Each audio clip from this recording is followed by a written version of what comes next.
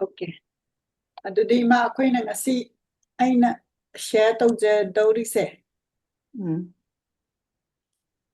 Purana na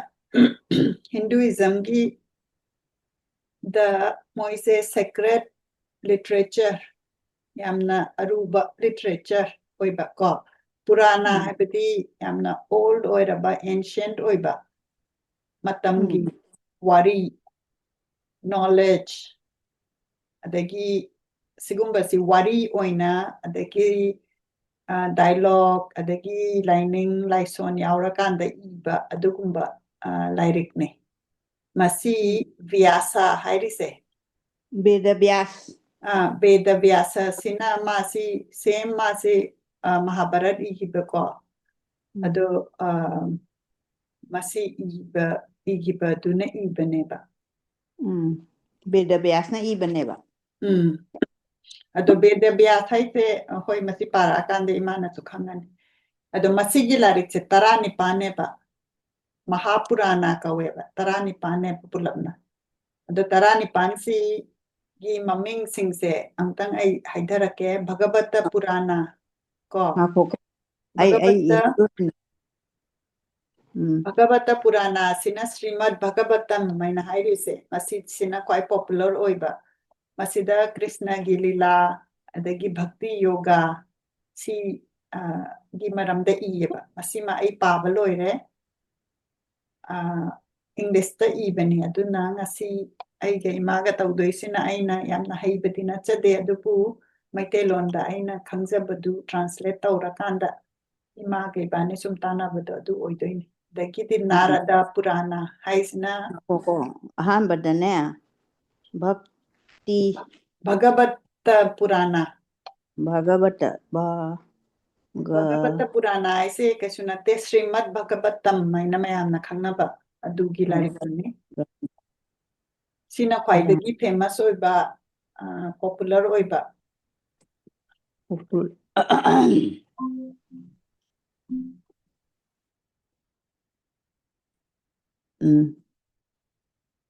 Bhagavata Purana se Srimad Bhagavat sine adagiti Narada Purana sina Bhagavat Srimad Bhagavat sine ko adagi ani subaduna ani subase aigi se mathang manau oidre aseng baidi Bhagavata Purana se manga subaneba aduga taruk subasina Narada Purana kaigino ga masigi larik sing se aina koi thi ado doina mak phangdrieba ado aina aphang bado mo order tawba yam kuira bagi mamangda phongki balarik ninaba adagi taruk subasina Narada Purana Narada di muni dune the Narada Purana si magi sigi larik sidana devotion akoina lining basi kamaina devotion si lakani pilgrimage chatpa adagi isai gi sigi importance si gi maramde iba Purana ne ko devotion Purana se Narada Purana se Narada Purana se yare dagidi mapan subasina Bhavishya Purana akoina nangi Bhavishya ka haise Bhavishya Purana sina kai take da kona thoklakadaba prophecy kona habadi miyoi bagi akoi ki kenose mi amagi nataba pulap miyoi bagi oina thoklakadaba prophecy doina mak iramapani aduga history sineba adu sigi simasu aina papa loire ahum larik ahum simadi papa loire adu Purana se history ne history habadi akoi ki world si kamaina oirakibano aduga kamaina future da kari oidoino haise mana phaurameba prophecies habadi akoi lai phaugi time ni dana aduma leire ko si ahum sima in paba loijere adugi mathakta larik atai pagadaba wali base Vishnu Purana ko Vishnu Purana sita mana mo akoi ki cosmology haibadi akoi ki star adagi akoi se graha adagi sigi maramda irakani aduga Vishnu gi avatar ki maramda irakani ko adagi Garuda Purana haisina ne akoina hakchang thado oba matungda kaino se kari tawi adagi ritual na kari tawi adagi akoina kaino ga James aina akoi kari haitara akoina sanada tauraga grahagi ga siba adugumba gi maramda su yawe hai ko adagi Padma Purana haisina dharma gi maramda Padma Purana ko adagi Tritha gi maramda sigumba wari yawe hai adagi Varaha Purana sina akoi gi Vishnu gi avatar bor earth bor aidi akoi gi kanodo kari hai ma ok ki ok aina haibati yate bor se Meiteilon da kai hai ke ma bor haibro bor aidi akoi gi thaina se abok na wari ligi bane bas kano ok pi manba machi ga panba do adugi avatar se Vishnu gi avatar ahanba ama oi ki bane base Varaha ka weba minna batana taba nataba adu sigi avatar sigi maramda hairani ko adagi Brahma Purana sina Brahma sidi creation se mana taubi banidana aduna creation si kamain tawi geography na karino khotpano adugi maramda igadaba adagi Brahma Purana Padma Purana se kari haigrage Padma Purana sina dharma gi maramda adagi Tritha yatra chatpagi maramda sigumagi wari yawba Padma Purana sina Tritha Jatra dharma gi maramda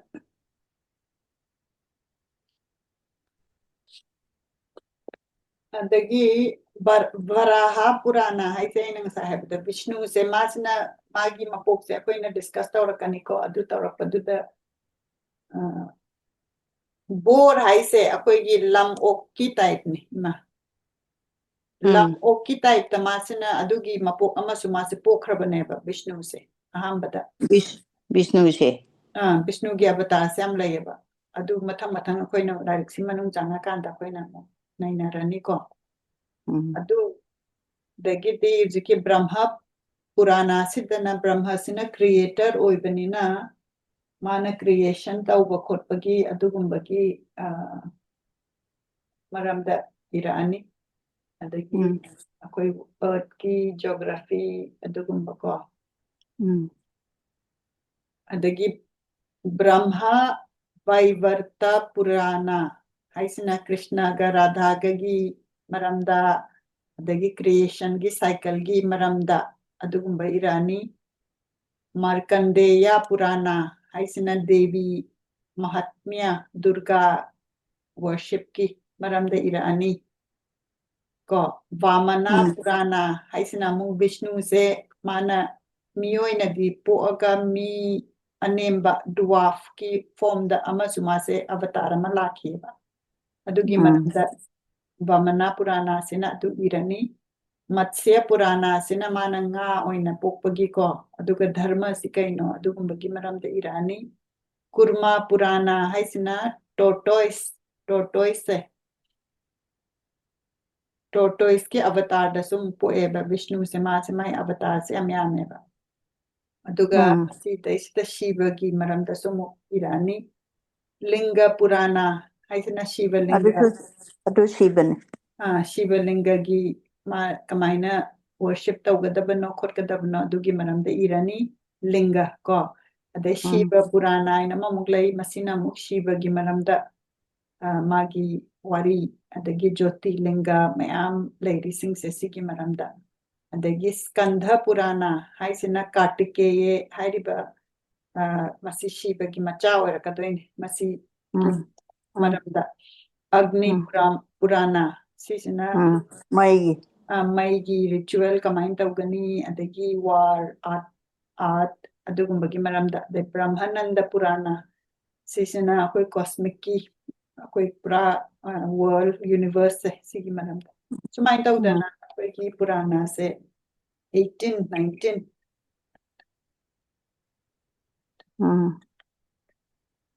19 ꯄꯥꯌꯨ ꯄꯨꯔꯥꯅ ꯍꯥꯏꯅ ꯑꯃꯁꯨ ꯌꯥꯎꯔꯤ ꯑꯗꯨꯝ ꯑꯗꯨꯃꯥꯏꯅ ꯇꯧꯗ꯭ꯔꯒ ꯑꯩꯅ ꯊꯤꯒꯠꯂꯀꯥꯟꯗ ꯁꯨꯝ ꯌꯦꯡꯖꯔꯛꯄꯅꯦꯀꯣ ꯑꯧ ꯑꯗꯨꯅ ꯃꯁꯤꯒꯤꯁꯦ ꯉꯁꯤꯁꯤ ꯑꯩꯅ ꯑꯣꯜꯔꯦꯗꯤ ꯀꯩꯅꯣ ꯇꯧꯕꯁꯤꯗ ꯃꯥꯅ ꯀꯔꯝꯕꯅ ꯍꯧꯅꯤꯡꯉꯤ ꯚꯒꯋꯇ ꯄꯨꯔꯥꯅ ꯁꯤꯅ ꯀ꯭ꯔꯤꯁꯅ ꯂꯤꯂꯥ ꯚꯛꯇꯤ ꯌꯣꯒ ꯑꯩꯅ ꯄꯥꯕꯗꯗꯤ ꯚꯒꯋꯇ ꯄꯨꯔꯥꯅ ꯄꯥꯏ ꯑꯗꯣ ꯉꯁꯤꯁꯦ ꯑꯩꯈꯣꯏꯅ ꯅꯥꯔꯗ ꯄꯨꯔꯥꯅ ꯄꯥꯁꯦ ꯍꯥꯏꯕꯅꯤꯀꯣ ꯅꯥꯔꯗ ꯄꯨꯔꯥꯅ ꯁꯤꯅ ꯗꯤꯚꯣꯁꯟ ꯄꯤꯜꯒ꯭ꯔꯤꯃꯦꯖ ꯃ꯭ꯌꯨꯖꯤꯛ ꯅꯥꯔꯗꯗꯤ ꯌꯥꯝ ꯁꯥꯎꯒꯟꯕꯗꯨ ꯅꯠꯇ꯭ꯔꯣ ꯁꯥꯎꯒꯟꯕ ꯅꯠꯇꯦ ꯃꯥꯅ ꯁꯨꯝ ꯋꯥꯁꯦ ꯑꯃꯗ ꯑꯃꯨꯛ ꯍꯥꯏꯕ ꯑꯃꯨꯛ ꯇꯧꯕ ꯑꯗꯨꯒꯨꯝꯕ ꯀꯩꯅꯣꯗꯨꯅꯤ ꯑꯗꯣ ꯑꯦꯅꯤꯋꯦ ꯃꯥꯏ ꯃꯔꯝꯗ ꯑꯗꯨꯝ ꯑꯩꯈꯣꯏꯅ ꯀꯩꯅꯣ ꯇꯧꯔꯁꯦ ꯈꯪꯃꯤꯟꯅꯔꯁꯦ ꯅꯥꯔꯗ ꯁꯥꯔꯅꯨꯅꯦꯒ ꯍꯥꯏꯕꯗꯨ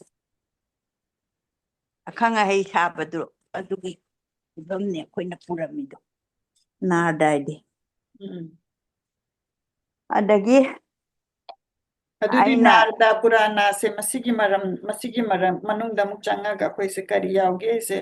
ꯌꯦꯡꯃꯤꯟꯅꯔꯁꯦꯕꯀꯣ ꯅꯥꯔꯗꯁꯦ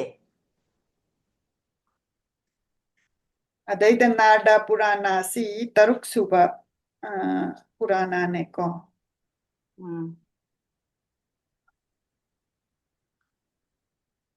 ꯅꯥꯔꯗ ꯄꯨꯔꯥꯅꯥꯁꯤ ꯄꯨꯔꯥꯅꯥꯁꯦ ꯁꯤꯒꯤ ꯃꯔꯝꯗ ꯈꯤꯇꯪ ꯑꯃꯨꯛ ꯑꯩ ꯍꯥꯏꯖꯔꯛꯀꯦꯕ ꯄꯨꯔꯥꯅꯥꯁꯦ ꯉꯁꯥꯏ ꯑꯩꯅ ꯍꯥꯏꯖꯈ꯭ꯔꯦꯀꯣ ꯃꯥꯁꯤ ꯌꯥꯝꯅ ꯑꯔꯨꯕ ꯑꯩꯈꯣꯏꯒꯤ ꯑꯦꯟꯁꯤꯌꯟꯠ ꯑꯣꯏꯕ ꯑꯗꯨꯒꯨꯝꯕ ꯂꯥꯏꯔꯤꯛꯅꯤ ꯃꯁꯤꯗ ꯃꯍꯥꯚꯥꯔꯠꯇ ꯔꯥꯃꯥꯌꯅ ꯂꯩꯈ꯭ꯔꯦꯀꯣ ꯑꯗꯒꯤ ꯚꯦꯗ ꯚ꯭ꯌꯥꯁꯁꯦ ꯁꯤꯁꯤꯅꯅꯦ ꯄꯨꯔꯥꯅꯥꯁꯦ ꯏꯕꯅꯤ ꯑꯗꯨꯒ ꯃꯥꯁꯤꯅ ꯃꯍꯥꯚꯥꯔꯠꯇꯁꯨ ꯏꯕꯤꯈ꯭ꯔꯦ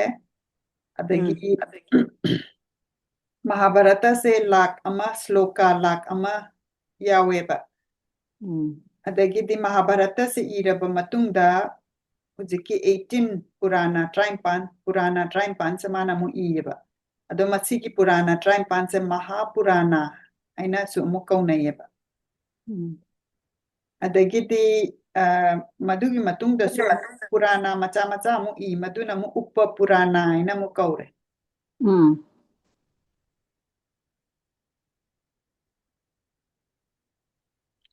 ꯑꯗꯒꯤ ꯍꯧꯖꯤꯛꯀꯤ 53 ꯃꯍꯥꯄꯨꯔꯥꯅꯥꯁꯦ ꯃꯁꯤ ꯂꯥꯛ 3 ꯁ꯭ꯂꯣꯀꯥꯅꯦꯕ ꯃꯥꯅ ꯏꯕꯤꯔꯝꯃꯤꯁꯦ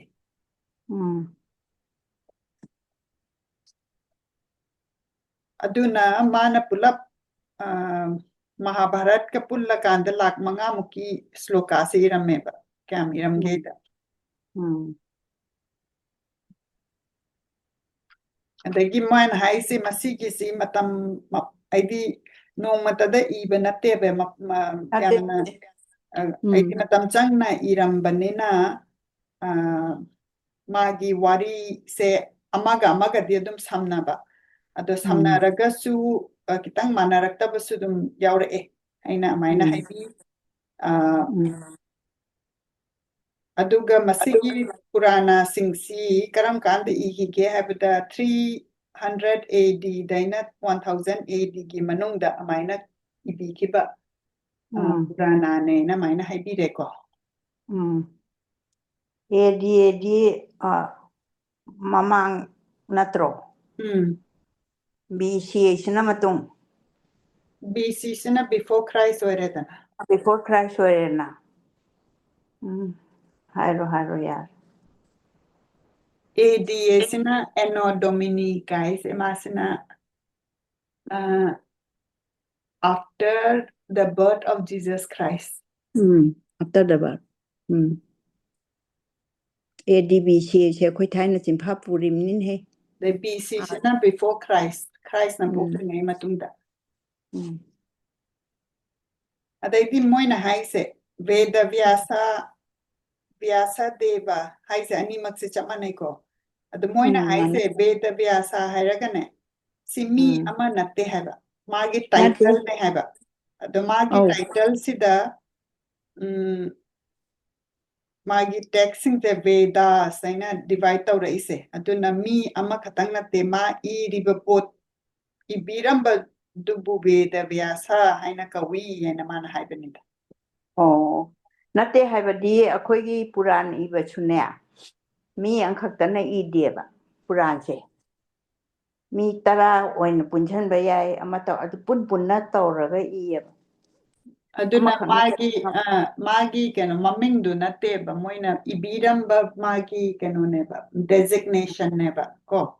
koina prime minister president haira kanda mai maming leidana aduna Veda Vyasa haibasi kanano hairaka Vedas ibirambado adudune haiba Adune adune aduna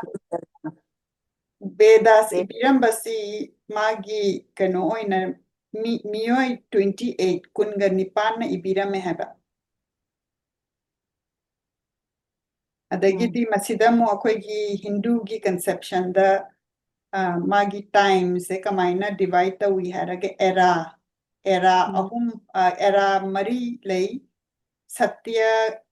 haina su khangna ba krita haina su khangna ba ko satya natraga krita yuga treta yuga dwapara yuga kali yuga ko era mari sineba Hinduism na time sigi conception khangna rise masidaisita satya yuga sitagi kali yuga da lakpa kali yuga lakpa sida akoigi yamna evil oiraba phatraba sigumba se yamna henkala kanda achumba si na awa achumba se achumba haibase masi ki awaba oirakpa aduna achumba si kamai tawdana prithvi sida sandokani haibasi masigi kaino se masigi message se hujiki Veda sida ibirameba aduna matamdudadi achumba sina karino haibasi kaura agataba akoina phattaba sina henkala agataba masigi matam sida thaina iramba yamna chum secret haibadi yamna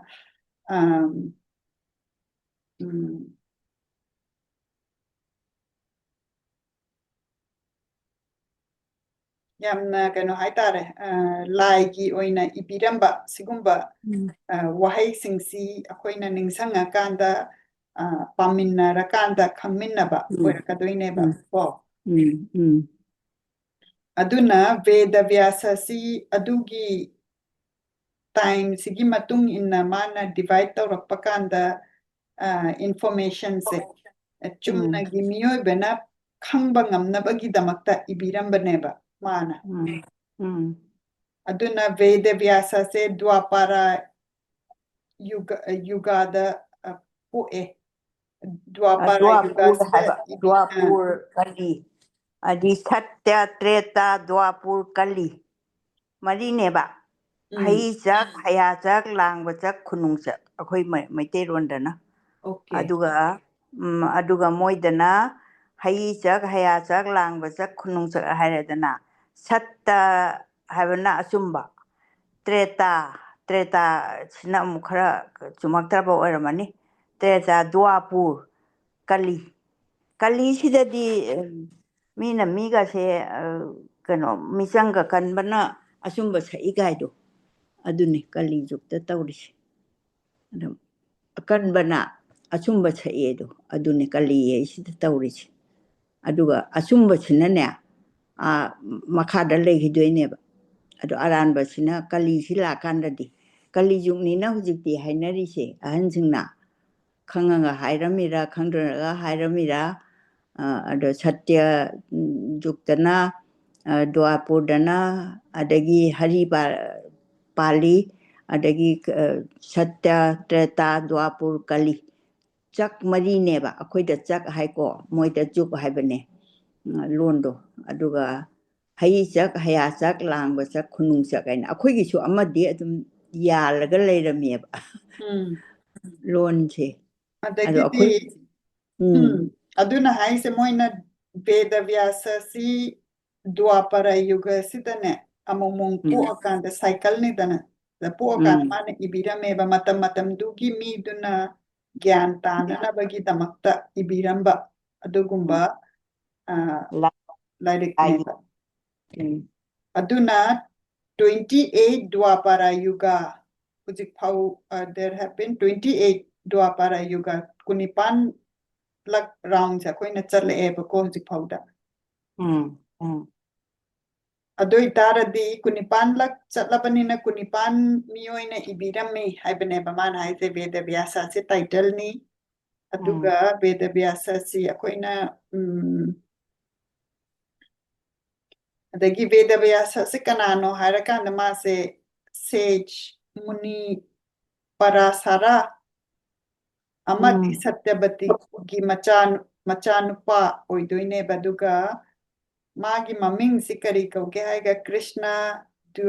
Dwaipayana kaweba aduga magi kuchu se kitang munang tauba tuna ma se Krishna haina su kawi Dwaipayana aduna future da 29 kunmapan suba Veda Vyasa se oklakhineba aduga magi maming sina kari kaugani haraga aswathama kaugani hareko adugi matung duda destruction pura destruction se lakane haba aduidi Mahapurana hai se karino Mahapurana sida yauri se karino haibada Mahapurana sida yauri si wari mayam yaure adagi masada lai gi tingi khoirambagi ritual kamaina tawgani haiba yaure religion gi yaure tamain tawdana magi characteristic lay adagi magi keno se magi process se ahambada create tawraba matungda destruction amuk tawba adagi amuk recreation amuk tawba adagi adagi my different era se manvantara kawe adagi masida yauri se adagi solar dynasty habidi surya vamsa koina numit khoirami se adagi lunar dynasty haisina koina kano numit se kari haire kari tha sorry moon se tha haibane bako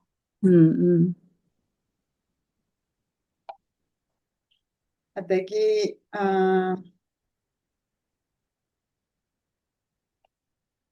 adumain tauba gi wari mayam si doinama gyawe haba adagi Narada Purana sina kari Narada Purana sina kari describe tauge habada aina ngasai haizakre panjakre Narada Purana se taruk suba Purana ni mang sigi larik sida yauri se 25,000 couplet yamna sang panate masigi Purana si dagi ngasai pangiba Purana tai Markandeya Purana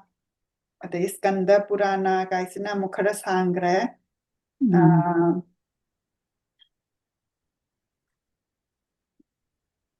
Narada Purana se mai karigi Narada Purana kaurino haraga masigi da iriba potse ngasai Narada Muni haibasina recite tawbiramba mana haibiramba wa oiba aduna Narada Purana kaurineba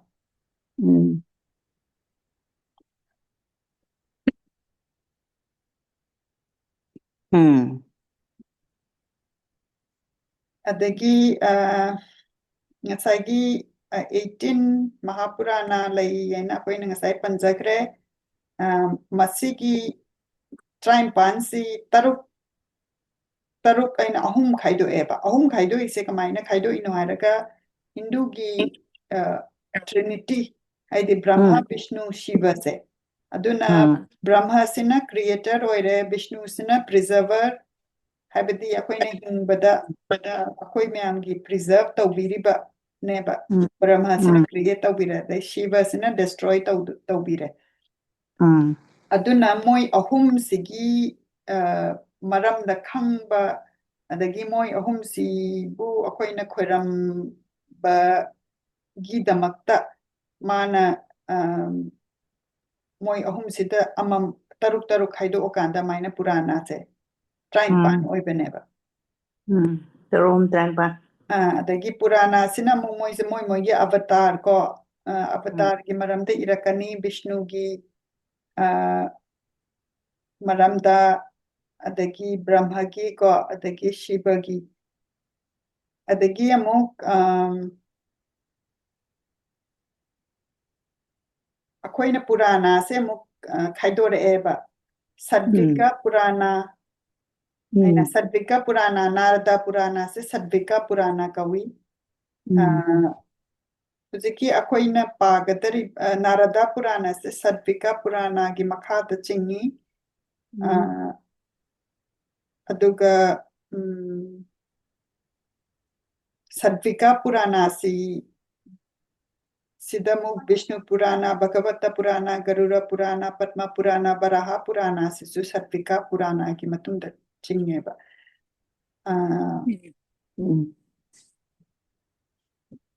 सत्विका पुराना है बदी विष्णु है से विष्णु निंग बसिना सत्विका मासिना मागी केनो से कोई गुना में कोई न हाना नहीं न की बद हाई की बद सत्व गुना है ना अतुना विष्णु निंग बसे मसिना सत्विका पुराना ओइबा अदगी ब्रह्मा निंबसिना राजसिका पुराना कईगिनोगा ब्रह्मा सिना क्रिएशन की थबक से तविदना ब्रह्मा विष्णु में एक्शन से हम तवा अदगी शिवा की मरी लाइना बसिना तमसिका पुराना अदुना ngसागी पुराना से अखोगी हिंदू की ट्रिनिटी अहुम सिदा डेडिकेट तवबनेबा ब्रह्मा विष्णु शिवा अदुगा मोइसे तरुक तरुक खाइदो एको अमागा अमा तहेनादे अदुना अदुगी मतांगदु इबिरे अदुना नारदा पुराना हाइरिसी सद्विका पुराना की मखादा लेगदोइनी नारायण नम नमस्कृत्य नरांचैवा नरोत्ता तमं देवीं सरस्वतीं चैव ततो जया मुद्रिराये सिसिना पुराना खुदिंगमकी फर्स्ट श्लोका ओयेबा अदुगा नारायण आइना अखोइना हाइरिसी विष्णुगी another name neba maming ama neba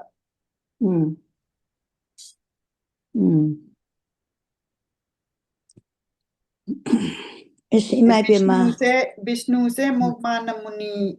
अनि ओइना मुक मासे पो अमेबा नरा इन हाइसे अदुगा नारायणा हाइरिसिगा अदुना अखोइना मसिगी लारिक्सि पाद्रिङैदा नारायणा गा नरदा खुरम्बा अदुमा चंगबा अदगिदी अखोइना सरस्वती द खुरम्बा मसिमा चंगबा सरस्वती सी अखोइगी अखोइना कइनोमा तंबा कांदा खुरम्बा अदुगुम्बा गोडेस ओइबा अदुदा खुरम्बा goddess of learning aduna kenone akhoi thaina lairik haudringai ko lairik se tawdringai da akhoi hujik mix ta lakhibagi kangauna dana amasu haihoda amasu heuda tawai wani aduna saraswati mahabhage vidya kamalo lochanahi visharpi visharati namaste namo namo ai khoiramaga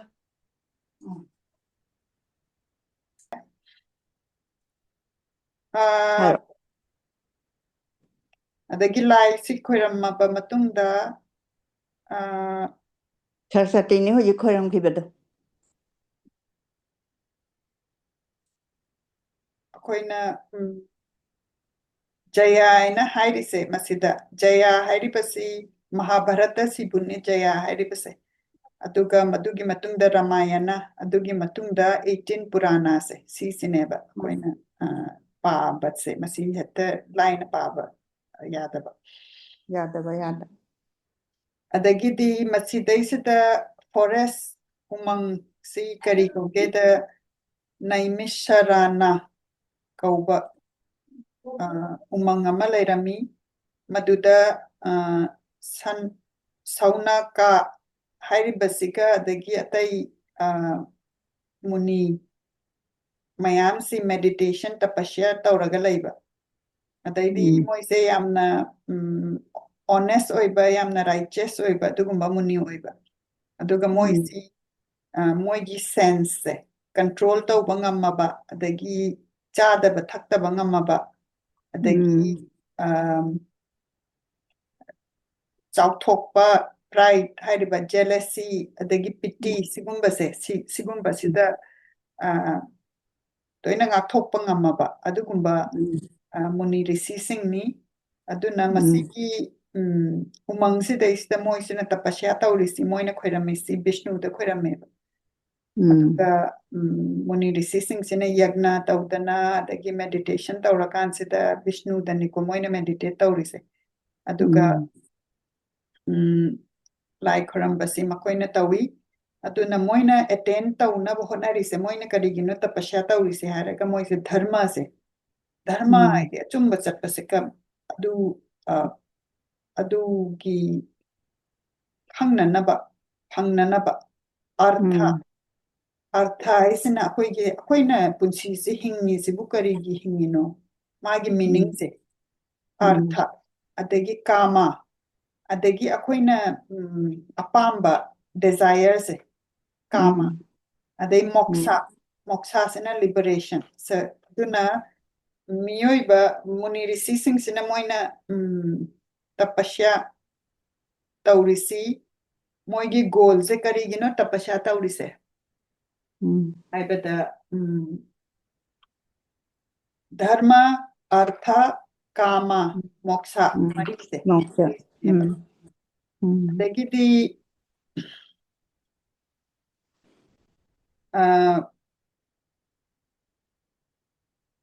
adai masi phangbasi kamaina phangani ka haibagi maramda nainabako sigumbasine ba koina khanga doise masigumba Veda se parakanda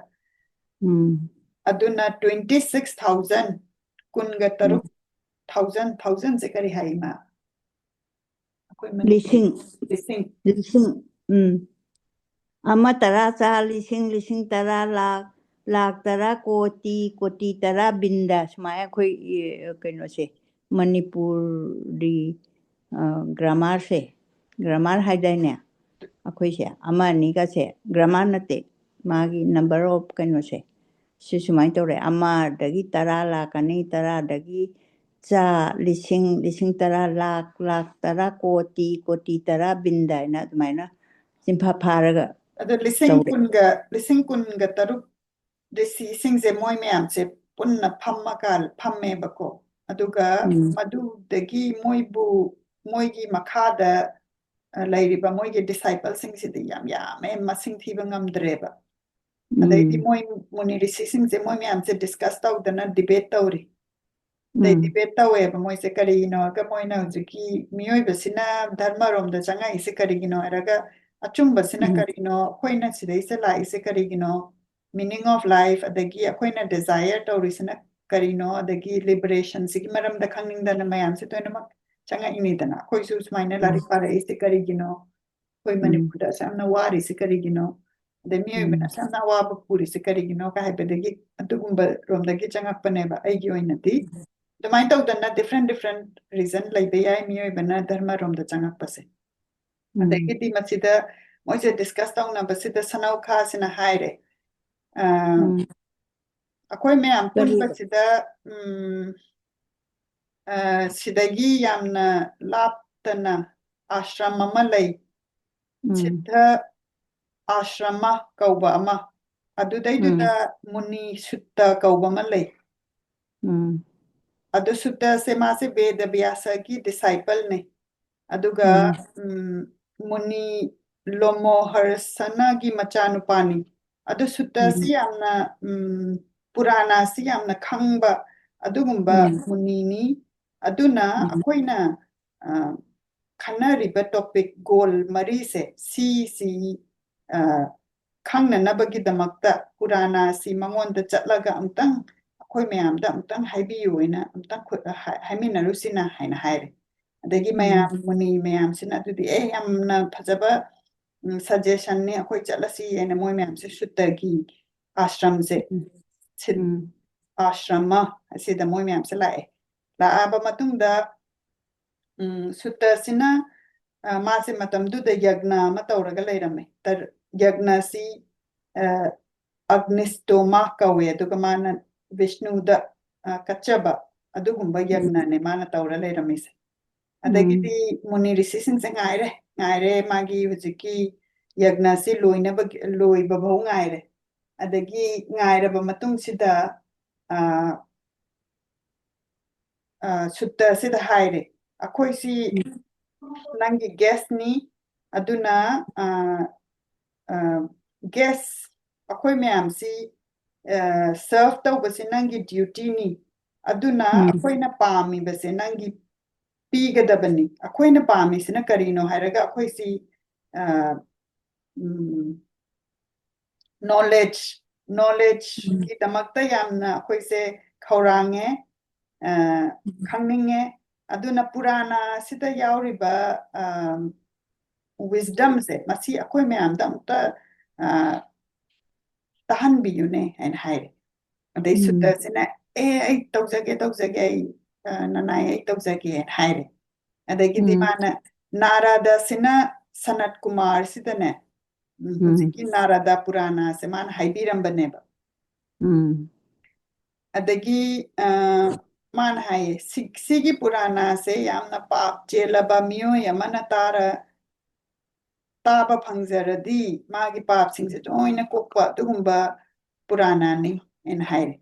adu masigi Purana se ai mayamda noi mayamda ai haijage ko yamna pukning changna tabiragadi kitang loinamak natrasuna kitang taragadi yamna khoina net tawbada yamna phattaba tawgiba adugumba dusu forgiven tawi hain hai adubu sigumba sukki sengaba wahai singse phattaba mi adagi taningdaba adagi thajadaba mi dadi masi haibe yate aduna Vishnuda amtang akoigi mind si chingsan biyu aduga concentrate amtang taw biyu ai haujarage ko aina sutana haire adagi Narada ga Sanat Kumar ga mana wari se liba hore ko Brahma haibasi magi machanupa mari lay Sanaka Sanandana Sanat Kumara Sanatana moi mari se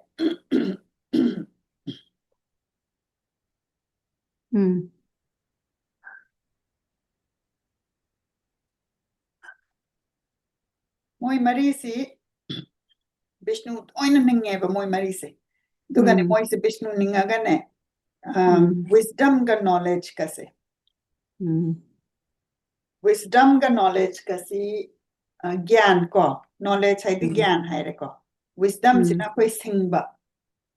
akoi na thabak tawrak pakanda akoi je sum pangna tawradi phone dadre dana aduna knowledge ka keno ga se masine ba mayamna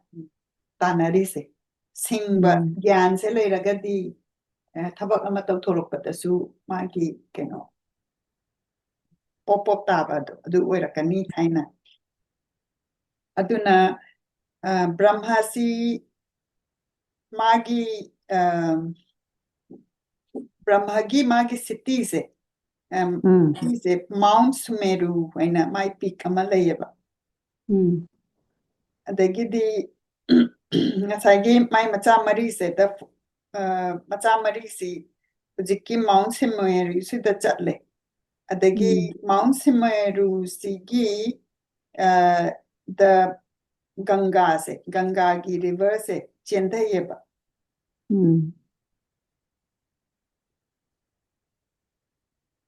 Adagi Ganga gi river adamas masida hairi si Ganga gi tributaries haibadi mase Ganga si Chendharaba matungda kano maming se dum tongan na magi tribute oina kauba ko adu masi sida Chendhariba haurak phamdi Ganga oidoini Chendhariba si Sita Sita haiba river se sida isida moigi brother sing se iruzari eba moi mari se adagi di moina iruzari ngai sida ngasagi Narada se lae adagi Narada se lakpadagi Sanat Kumar ga magi brother sing se Narada da khurame Narada na mu khurame adagi Sanat Kumar sina Narada da haire yamna nangdi yamna kano Vishnu gi devotee ni aduna Vishnu gi maramda kita haibiyu akoi mayamda akoi se akoi gi meditation tawbase kamaina successful oini haibasi amta haibiyu and haira kanda ngasai gi moi brother ahum mari sida haigi ba wari neba sai koina mathang matang oina kano tarak pani dana I ngasai gi akoina ahamba da ngasai muni 26,000 mayamdo moi mayamdo la kan sida ngasagi shutta hairiba risi sigi mayamdo la kredana adagi shutta sena muk mana wari silerak pakanda Brahma dagi haureba Brahma de haura Brahma gi machanu pa mari se moi sing ngasagi sita hairiba river sida iru jaringai sida Narada se lakpata Narada sida Vishnu gi maramda haibi yu and haibeneba adu Narada sena mana hairakpane wari se originally wari libase kanana lirakeda adai Narada sina khoirame Vishnu sida khoirama kan sida mana wari se litha bahore eba the geography mana haire ko Prithvi kano se mayam se create tawtringe gi mamang sida isdane kwaidagi makok lai si Mahavishnu mase mafam kuding makta leiba aduga magi form sisu leitaba expression su leitaba mase describe tawbasi bahuda akhoi sina ngamdaba matamduda adagidi creation ti haurakpa matamda Vishnu se masa se khwaidagi makok Vishnu se khwaidagi makok masina ahum thokna khaido eba Brahma sina ne magi yetlom thangba side dagi create taweba Brahma simana creation tawbasi magi department ne na mangonda pire adagi Shiva sina ne mayai dagi mana create taweba adagi Shiva sina nangina nathau si destruction tawbasi nangina nathau ne na mana haire adagi Vishnu sina magi left side se dagi Vishnu masamak sina preservation tawbase rule tawba preserve tawbase mana create tawgriba pot si preserve tawbase mai mathau ere atuna originally magi thoglak pasidi creation thogla ise sidi kano Vishnu ne baduna Vishnu Shiva Brahma ko si oire aduna masida Brahman kaina koina masida haina rise Brahman haise koina universe ko masi oigre adagidi koina nupi oibagi patse lakpasidana Shakti en haise Shakti se mu ani thokna mu khaidoe vidya knowledge koina gyan leibase and avidya ignorance kaim khangdaba miyamaga khangba vidya leiba miyamaga vidya leiba gyan leiba mi singsina mu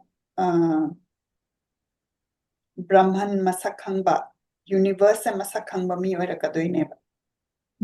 adagi ignorance kaimta khangdabase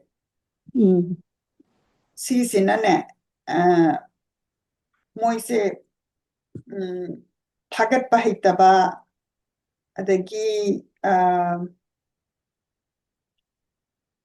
mana khangdabasina akoigi world sidaisida akoigi nungaitaba leirise karigi leitrino ise masi sina mase khanghande aduna sakti se maming magi maming yam lei ado magi maming si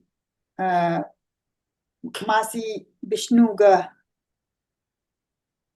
identify tawragana mase Lakshmi haina khangnai ko akoina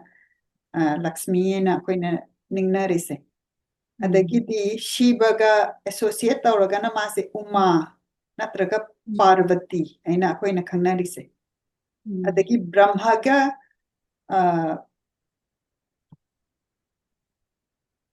kaino tawragana mase Saraswati haina khangnaiba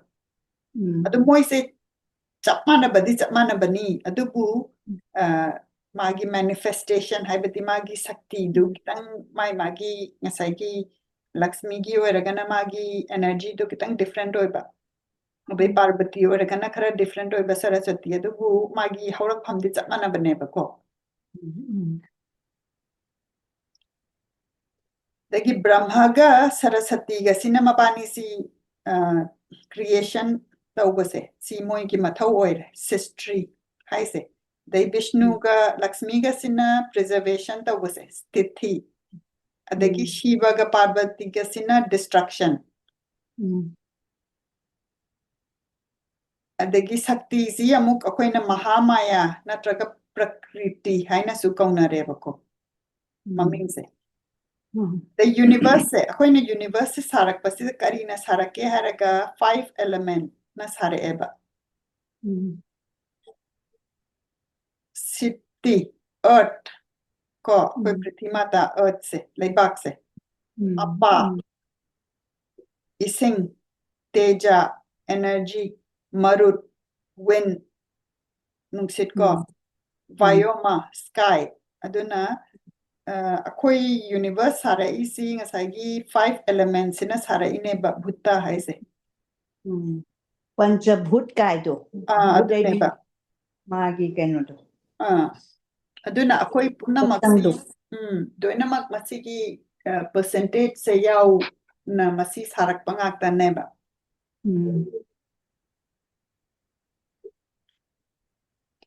adagi universe se mo kamaina kano tawi sarak pasida magi reasons e 14 reason khaido eba akoina masisi akoina Ramanuja gi session amada sumana masi akoida haibigre buba na saina su kawi lokas saina su kawi 14 lokas haise ado masigi lokasi taret na akoigi prithvi akoina leiriba mafamse sigi mathakta leyeba Bhuloka, Burvaloka, Sarvaloka, Maharloka, Janaloka, Satyaloka. Adagidi akoina lairibasigi makhadane taret amaga lairiba. Taret sina kari kaugeda atala, vitala, sutala, talatala, mahatala, rasatala, patala. Ko.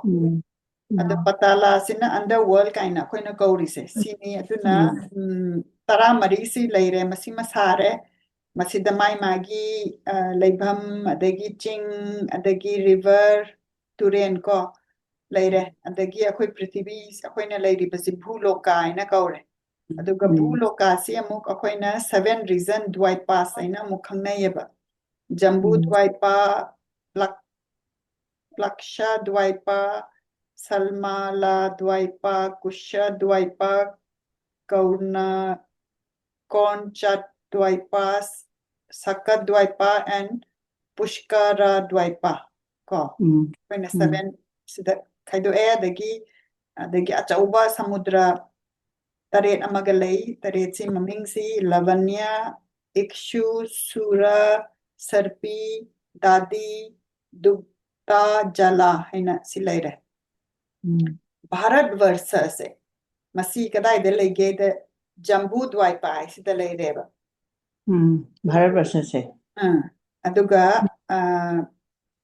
masigi lamsi ngasagi samudra lavanya hairibasina south ta aduga Himalaya mountains in the north ta leiba mafamni Bharat Varsa si yamna leibagi damakta yamna afaba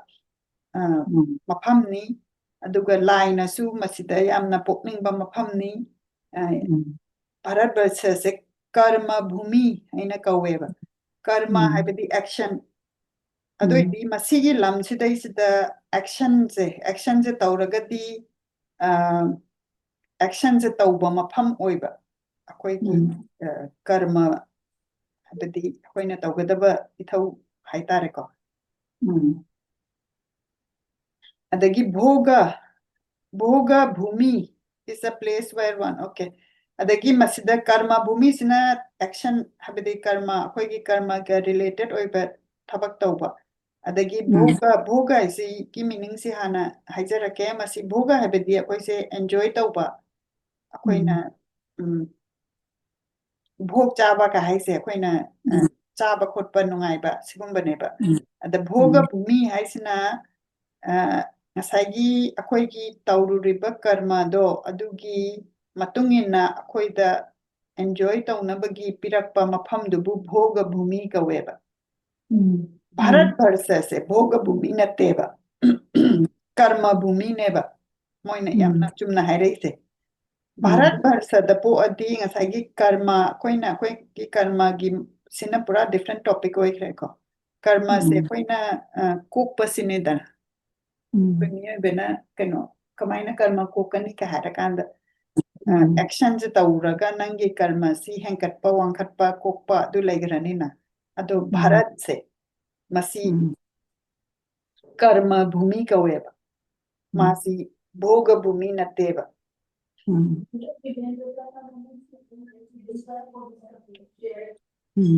koina karma tauribasi magi kano se mahai si kadai da chagani hairaga masina ngasagi sarga loka hairibasi masida chaga doineba aduga akoina pap tauredana pap taubasina kadai da pigani hairaga ngasagi naraka sida do adoirati Norok laba ka haje norok haje makada adu oiba taradi Bharat Varsa da po ise masi masida afaba thabak taubagi opportunity ama phangeba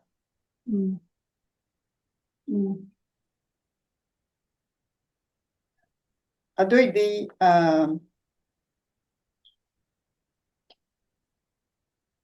magi karma do adu change tauge haradi Bharat Varsa da pokpase masigi mapokse masi sina nangi karma du change taugodo adugi opportunity do phangye haiba adubu thabak se tauba kanda ai se mahi jana na ba taubani ena adumaina ti taugano haiba mahai thiyahidabane haidudi Mahabharata kainoda Arjunga Krishnaga wari sabada thabak nangna tawdogdo adum taw nang mahai thiraga tawragadi nang thabakto success oiroi haiba adum haina danna leirisidi aduna adug sumagi basis to takpai wanita Bharat Varsa da poise karigino adagi adubu akoina action si tauba kanda magi mahai si mahai du pangatoine adugi matungina ai tauge na maina khangano haiba aduna kanadena kanbro Khalli mayamna ga kano lai khoramba chatlaga lai khorama kanda o aigi paisa pibiro ai ina kholan biro ai larik phan biro ina du tai tu adu mahi du gidamakta chalinina ꯑꯗꯨꯏꯗꯤ ꯑꯗꯨꯒꯨꯝꯕ ꯃꯌꯥꯝꯁꯦ ꯂꯣꯏꯅ disassociate ꯇꯧꯔꯀꯥꯟꯗ only ꯂꯥꯏꯗꯨꯗꯪ ꯅꯤꯡꯉꯣ ꯍꯥꯏꯕ ꯃꯥꯅ suppose ꯅꯪ ꯀꯩꯅꯣ ꯕꯤꯁꯅꯨ ꯍꯥꯏꯔꯣꯀꯣ ꯑꯗꯨꯏꯗꯤ ꯃꯁꯤ detach ꯇꯧꯔꯀꯥꯟꯗ ꯇꯧꯕꯁꯦ ꯃꯁꯤ nishkarma karma ꯀꯧꯋꯦꯕ nishkarma karmaꯁꯤꯅ action ꯃꯌꯥꯝꯗꯒꯤ ꯈ꯭ꯋꯥꯏꯗꯒꯤ superior ꯑꯣꯏꯕ action ꯑꯣꯏꯌꯦꯕ ꯑꯗꯨ ꯍꯥꯏꯔꯦ ꯃꯤꯔꯀꯟꯗꯨ ꯑꯗꯨꯕꯨ ꯑꯩꯈꯣꯏꯅ ꯊꯕꯛ ꯑꯃ ꯇꯧꯕꯁꯦ ꯐꯦꯠ ꯑꯃ ꯂꯩꯔꯀꯥꯟꯗꯨꯗ ꯇꯧꯔꯛꯏꯅꯤꯗꯅ ꯑꯗꯨꯅ ꯐꯦꯠꯁꯦ ꯂꯩꯔꯀꯥꯟꯗꯗꯤ ꯐꯦꯠ ꯌꯥꯎꯗ꯭ꯔꯒꯗꯤ ꯀꯩꯝꯇ ꯑꯩꯈꯣꯏꯅ accomplish ꯇꯧꯕ ꯉꯝꯗꯦꯕ ꯑꯗꯨ ꯅꯪꯅ ꯐꯦꯠ ꯌꯥꯎꯗ꯭ꯔꯒꯗꯤ ꯕꯤꯁꯅꯨꯗ ꯈꯣꯏꯔꯝꯕ ꯑꯗꯩ ꯃꯉꯣꯟꯗ ꯀꯠꯄꯁꯤꯡꯁꯤ ꯐꯦꯠ ꯌꯥꯎꯗꯕ ꯑꯗꯨꯒ ꯆꯞ ꯃꯥꯟꯅꯩ ꯍꯥꯏꯕꯅꯤꯗ ꯑꯗꯣ ꯑꯗꯨꯅ ꯑꯩꯈꯣꯏꯒꯤꯁꯦ ꯐꯦꯠ ꯌꯥꯎꯔꯀꯥꯟꯗꯨꯗ ꯑꯩꯈꯣꯏꯅ ꯈꯣꯏꯔꯝꯕ ꯀꯠꯄꯁꯦ ꯁꯤꯁꯤꯅ ꯀꯩꯅꯣ ꯑꯣꯏꯒꯅꯦꯕ ꯊꯕꯛꯇ ꯃꯪꯒꯣꯟ ꯑꯗꯨꯝ ꯂꯩꯔꯛꯀꯅꯤ ꯑꯗꯨꯒ ꯐꯦꯠ ꯌꯥꯎꯗ꯭ꯔꯒꯗꯤ ꯑꯩꯈꯣꯏꯁꯦ ꯑꯩꯈꯣꯏꯒꯤ accomplishmentꯁꯦ ꯂꯩꯇꯦ ꯍꯥꯏꯕ ꯑꯗꯣ ꯐꯦꯠꯀ ꯗꯤꯚꯣꯁꯟꯒꯁꯦ ꯃꯃꯥ ꯑꯃꯒ ꯆꯞ ꯃꯥꯟꯅꯩ ꯍꯥꯏꯕ ꯃꯃꯥ ꯑꯃꯁꯤ ꯑꯩꯈꯣꯏꯒꯤ ꯂꯤꯚꯤꯡ ꯕꯤꯡꯅ ꯃꯥꯅ ꯃꯃꯥ ꯅꯤꯡꯕꯁꯦ ꯃꯃꯥ ꯅꯤꯡꯕꯁꯤꯃꯥꯏꯅ ꯑꯩꯈꯣꯏꯅ ꯐꯦꯠ ꯂꯥꯏꯗ ꯐꯦꯠ ꯂꯩꯕ ꯂꯥꯏꯗ ꯀꯩꯅꯣ ꯇꯧꯕ ꯍꯥꯏꯁꯦ ꯑꯗꯨꯗꯨꯒ ꯃꯃꯥꯅ ꯑꯦꯛꯖꯥꯝꯄꯜꯗꯣ ꯀꯝꯄꯦꯌꯔ ꯇꯧꯔꯛꯄꯩ ꯋꯥꯅꯦꯕ ꯊꯝ ꯅꯨꯡꯉꯥꯏꯔꯤ ꯐꯔꯦ ꯐꯔꯦ ꯐꯔꯦ ꯕꯥꯏ ꯃꯪꯒꯣꯟ ꯑꯣꯏꯔꯣ ꯕꯥꯏ ꯕꯥꯏ